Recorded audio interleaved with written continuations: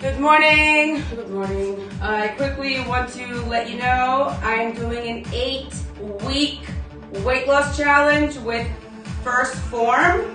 If anybody wants to join, it's a $50,000 prize. $50,000, an 8-week transformation challenge. All you have to do is join me in the First Form app. If you download the First Form app, you add my name.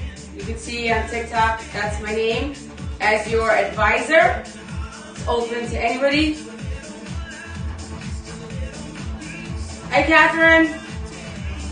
I am going to post about it later. Anyway, not a bad idea. $50,000 possibility in 8 weeks. Morning, morning, morning. All right. Do you have any questions about that? Otherwise, I'm going to step away. Okay, see what I said? $50,000, 8-week transformation in the First Form app. If you have any questions, we can talk about it after class, or you download the First Form app and add my name as your coach. And the app is $12.99, and I will coach you try to win 50 grand. Not too shabby. I think there's 3 winners. Top winner is 50, and then there's a second winner and a third winner. I'm not sure what the money is. Okay? Anybody have any questions? Otherwise, we're going to start. Any questions? Any questions? All right.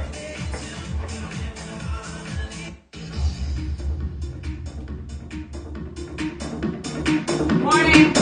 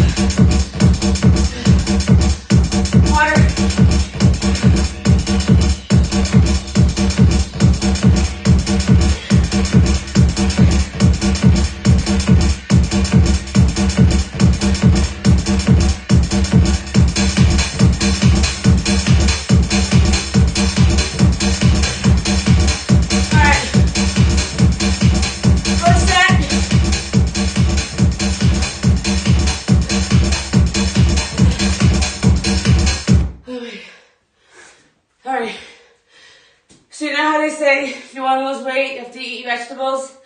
And then I would say, did you eat your vegetables? Well, I don't know if you can tell, but I've been eating my oats. You better be eating your oats. Oh my God. Okay, first set is YMCA. Okay, first set is Y. You go down Y. And it needs to be like a what? Okay? YMCA. Okay, so it's Y. And then it's V. Okay? V. Okay? See?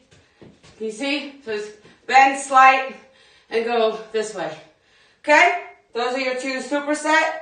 And then after that, it's cardio. Okay?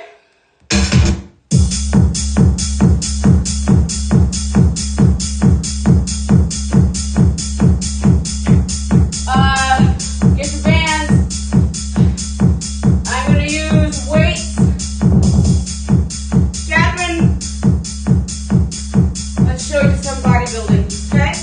So, first two sets, I'm going to use, first I'm going to use 10s. Then I think I might go to 12.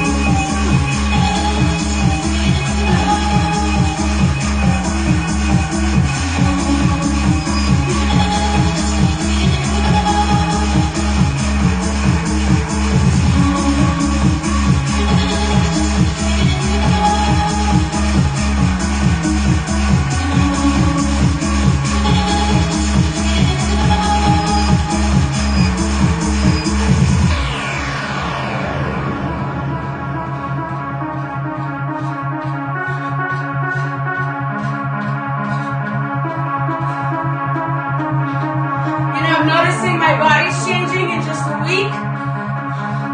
And then I get in my head,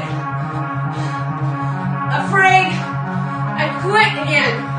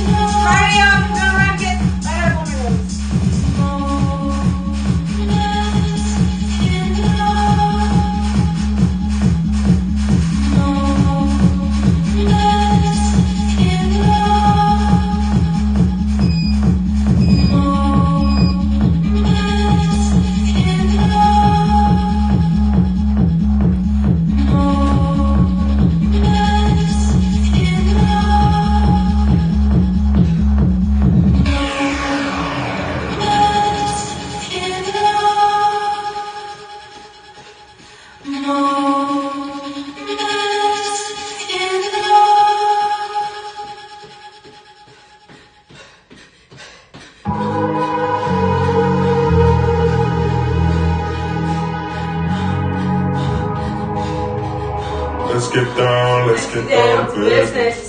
Yeah, baby. Give you one more night to get this. We've had a million nights just like this. So let's get down to business. Mama, please don't worry about me. I'm about to let my heart speak. Friends keep telling me to leave it. So let's get down to business. Let's get down to business.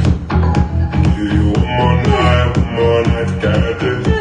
We've had a million nights just like this.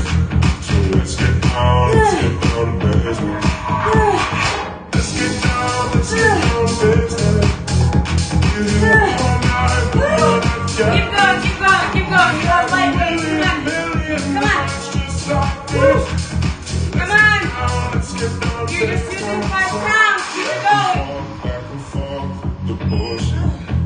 No sad before, I don't need it. It's been a while since I had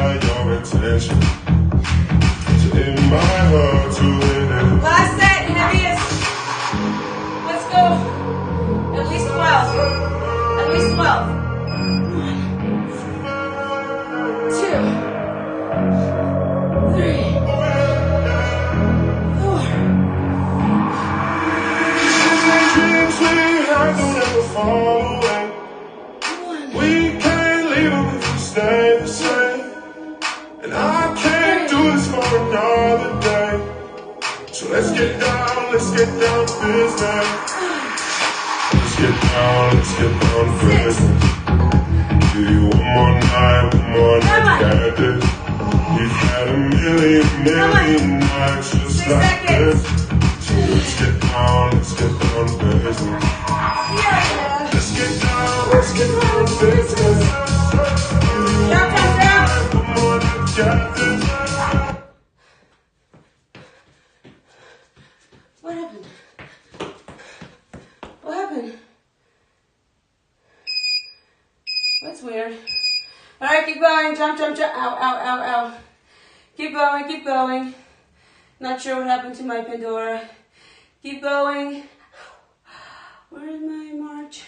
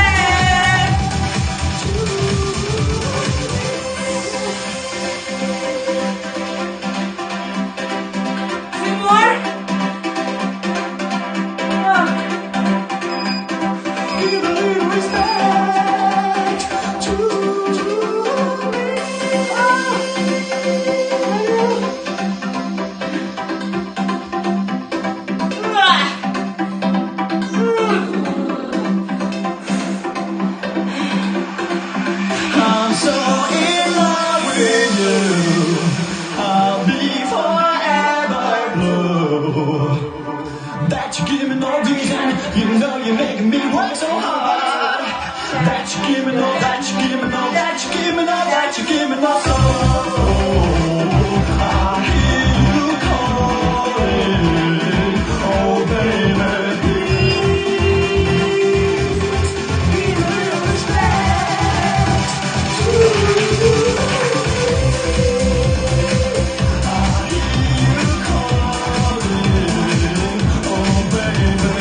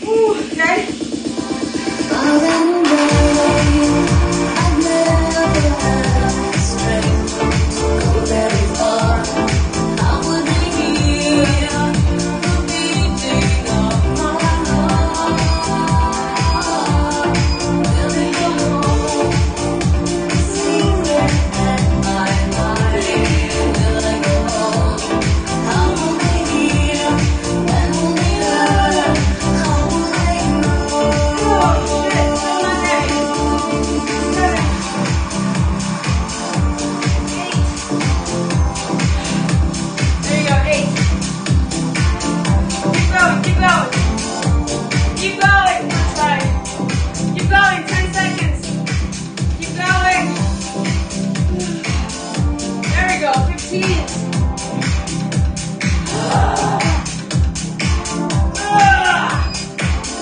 that.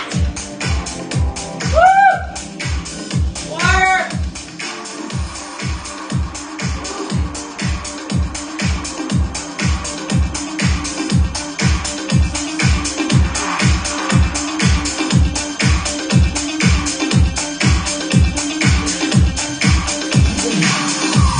Moving on.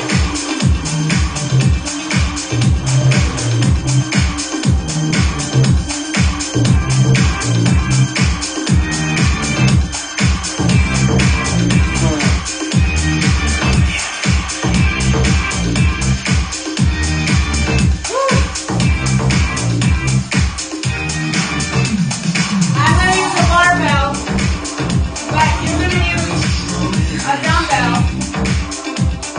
Down, up, down, up. It's a little squat, up, a little squat. Okay? I have to use a barbell.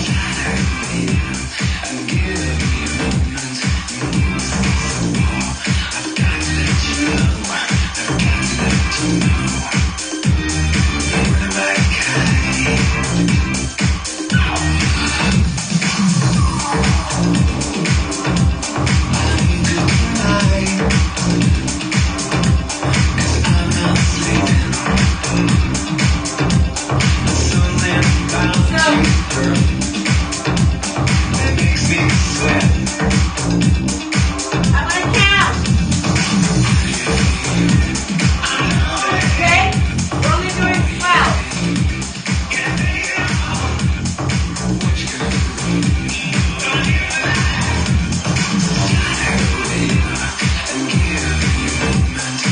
Ready?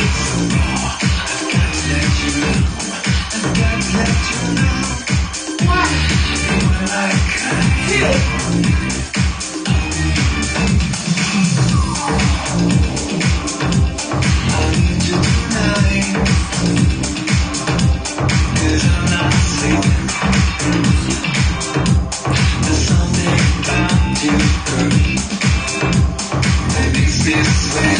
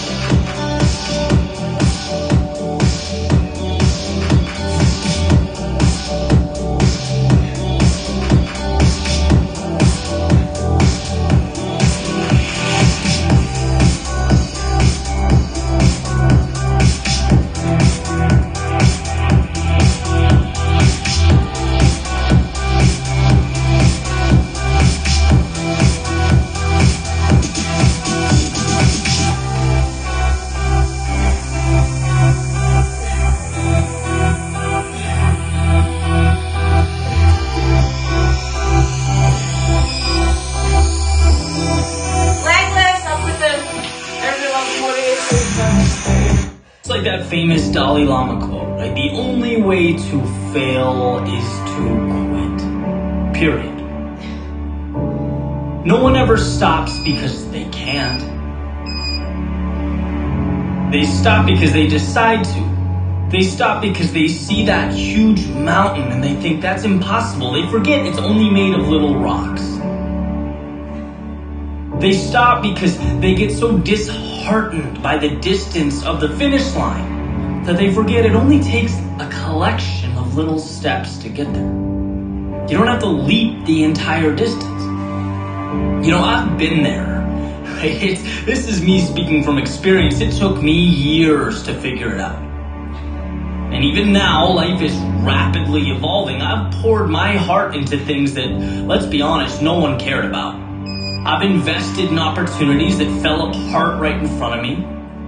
And each time it felt like the end of the world. I've been lost. I've been unsure. Gotten up after things didn't go as planned, and it felt like a loser. I had to look myself in the mirror and pick myself back up off the floor. But there's one thing that I kept doing that I never thought twice about. And that's continuing on. Whether life lifted me up or it beat me down, my plan for tomorrow was always the same. Get up and try again. Keep going. And as I sat down this morning with my pen and a piece of paper, I thought, what's the one thing I would want to be told if I started out again? What's the one thing that people need to hear most? And it's to simply keep going. Keep taking steps. Because one day the world will start to make sense. And you'll look around and you will be thankful for one thing. That when most would have stopped, you didn't. When the world said no, you said yes. There is nothing so powerful as a soul that refuses to back down. See, persistence is not an important thing or an essential thing. It's everything. So live as to see. Not what can be lost, but what will be gained. Find that light in darkness, even if it's a flicker, even if it's a spark. See, every loss makes you a little tougher, and every instant of sadness uncovers something beautiful. Every moment of fear teaches you to be a little braver. Every broken heart opens the door to a new connection. Instead of doubting yourself, feeling inadequate in life's darkest moments, know that you need what you are going through. You are uncovering the little victories hidden in plain view. So when the world feels like too much and your patience is thin, be stronger than that voice in your head begging you to think small. Stand on every experience, the good and the bad. Let it elevate you to a beautiful tomorrow.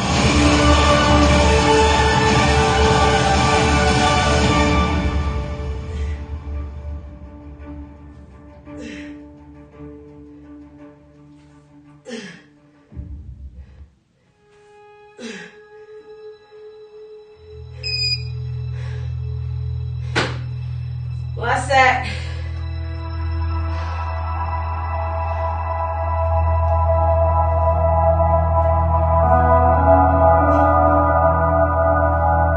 Every day, there is a specific decision you have to make.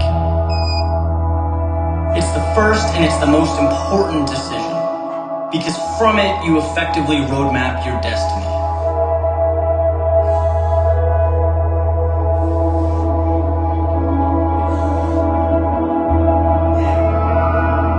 What I'm referring to is the choice to either have a positive outlook or to allow negativity and doubt to chart your course. It's a dilemma that truly is that simple. Every morning, you choose how you want to view the obstacles ahead of you. And what you get out of life will be very different depending on your decision.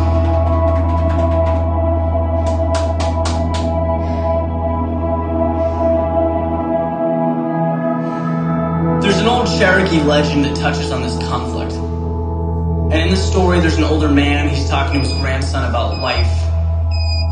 He explains that inside all people, there's this fight going on. The struggle consists of two wolves. One manifests itself through negative energy. He's anger, envy, sorrow, inferiority, all that is evil. The other is joy, compassion, faith, truth, all that is good. So he finishes explaining this. The boy sits there, he thinks about it for a minute. He asks his grandfather, well, which one wins? The grandfather replies, whichever one you feed.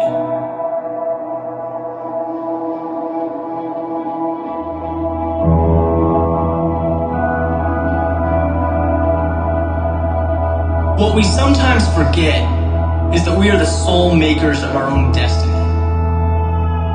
There are always going to be external factors, whatever they may be, negative people, tough circumstances, maybe a lack of resources. They'll be there, but they cannot dictate your happiness or your success unless you let them. Yeah, they may cause you to alter your approach. You might have to make adjustments. That's good. That's how we develop. That's how we improve. But no one and nothing writes your story but you.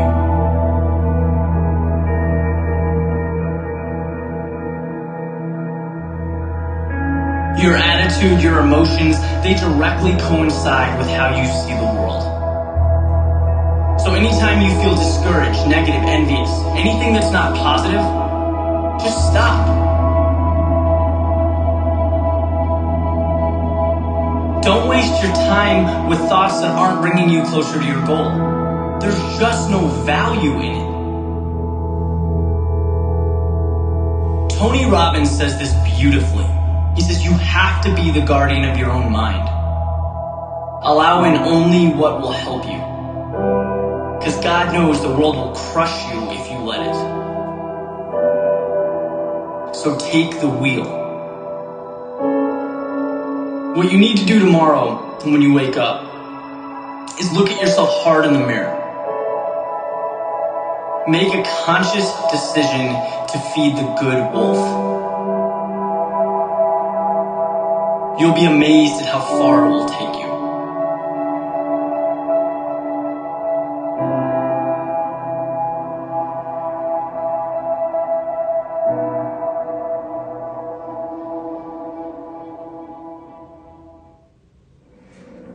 I'll see you guys tomorrow. I'll let you finish up.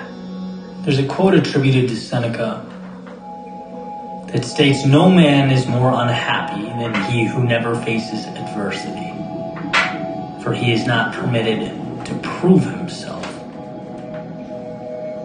Meaning, it's in pursuing the difficult thing that we obtain meaning, recognition, that we prove ourselves. But prove ourselves to whom? This is the same Seneca who famously stated that we suffer more in imagination than we do in reality. That he is most powerful who has power over himself. And that's one of the beautiful things about Stoicism. It makes us ask a very simple but often overlooked question: who's really the adversary here? Who's the opposition we're dealing with as we fight our battles? What is it that must be transformed? Is it the outside world? Or the way our eyes view the outside world? What's really holding us back? The circumstances? Or our own personal thoughts about the circumstances? And I think this is where we misunderstand the challenges before us. I want to delve into this power of perspective to explain that we are the gatekeepers between ourselves and our ideal lives. And very often we do a good job of ensuring that gate stays closed. We sabotage our own goals, our own dreams, our own happiness, while simultaneously pointing the finger at a million externalities. See, when we look at the difficulties of life, and there's no doubt that life can be a very difficult thing, it's easy to look at the world as this binary playing field, right? Me versus the world. And in fact, we often visualize the world as the enemy pushing back against us, as if its motives were counter to ours. But so many of these narratives, these stories, they actually say nothing about the outside world. And when we look deeper, it becomes apparent that they actually say a whole lot more about us. It's the one viewing that gets to decipher what the circumstance means. And so all narratives are reflections of the observer. Jim Rohn used to tell a story about two brothers who had an alcoholic father. He'd come home drunk, he'd abuse his sons. They had a terrible childhood. And as they each grew up and had families of their own, their paths kind of diverged, right? One became abusive and the other was kind and loving and caring. And when confronted, the now abusive brother stated, "Well, look, how can you blame me? Don't you see how I was raised?" But the kind, loving, and caring brother stated, "Of course I'm like this. I could never put my family through what I went through as a child." Same circumstances, different lenses, interpretations, which means different real-world results. And the idea here is to emphasize how one of the most important abilities a human being possesses is the ability to interpret the world around him. I think of us as subjects navigating a world of objects, as though the things around us don't have meaning until we place meaning upon them. That's what humans do. Create narratives out of objects.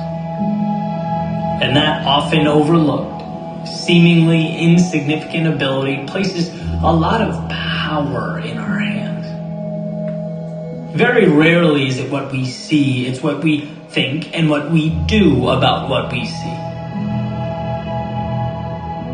You ever hang out with people that just tend to be happy, upbeat, positive energy? I have a very good friend like that, where his first inclination is always to find the positive.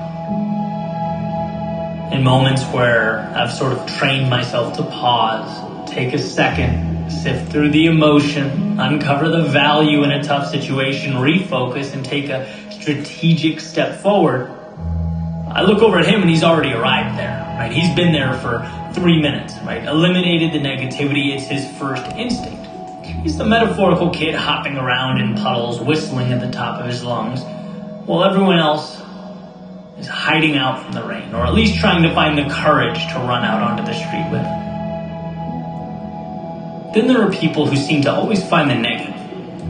It doesn't really matter what the situation is. Happiness is fleeting, only to reveal the negativity that never seems to go away, right? The kind of person that if they won the lottery, their first thought might be, "Oh no, but what if I lose it all?"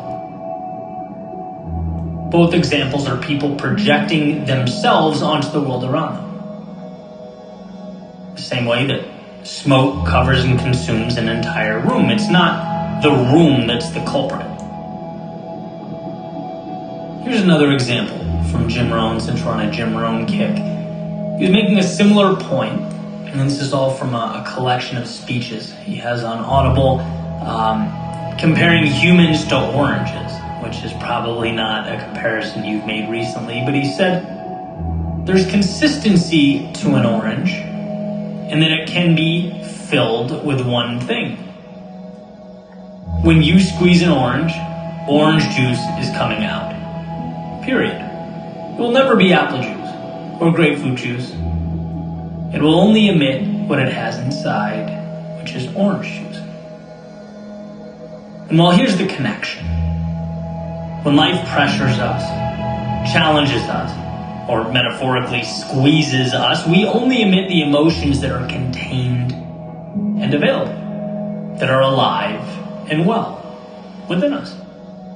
If there is no jealousy contained in our thinking, we're not going to project jealousy out into the world. If there is no hatred within us, we will not project hatred onto others. Why is that powerful? It's powerful because, again, it's one of the most important things you can do. Certainly one of the most important things I've learned to do is take that finger pointing blame at the outside world, slowly turn it around, and point it back at myself. And ask, what thoughts, what emotions, what ideas am I letting live inside my head that's altering the narrative, the story I'm telling about myself and the world that I live in? And while one might think, well, that's uncomfortable, that's unfair, a little extreme, why should I point at myself? It's not my fault. I would challenge you, at least for the sake of the next few minutes, to see such a change as empowering, as your advantage, as the bridge from where you are to where you want to be. See, if you always have feelings of, let's say, jealousy around a particular person, that feeling in your stomach like, oh, they have it all, they're ahead, and they live how I want to live, they're this and that, and I kind of hate them for it. You're naively giving the external world the power. You're saying, I feel the way I do because of that out there, some cosmic injustice. You are powerless because you're neglecting your personal agency as a factor. But when you turn that finger around and say, I only feel this way because I'm allowing myself to, then you can ask the question so many never think to ask. Why? Why do I feel this way? Which lights a path to how can I fix it? See, the key to a better life is realizing you don't have to be in the passenger seat, pointing at and blaming the driver, complaining about the road being taken. No, you can get into the driver's seat. You can take the wheel. You can take control. Inherit responsibility. And there's more at stake. There's greater vulnerability. But the upside is unfathomable. And I find myself thinking all the time, man, people are blaming the wrong things. They're shifting blame to the wrong adversaries. The real villain here is not the driver or the road or the weather. The real villain is the voice in your head pleading with you not to take the wheel. Pleading with you to ride shotgun and complain as the world passes you by. And of course it makes sense to qualify that with the inevitability that there are some things placed upon us that are just bigger than us, that we can't control. And you can make a list however long you want to. Natural disasters, decisions and actions of others, health problems.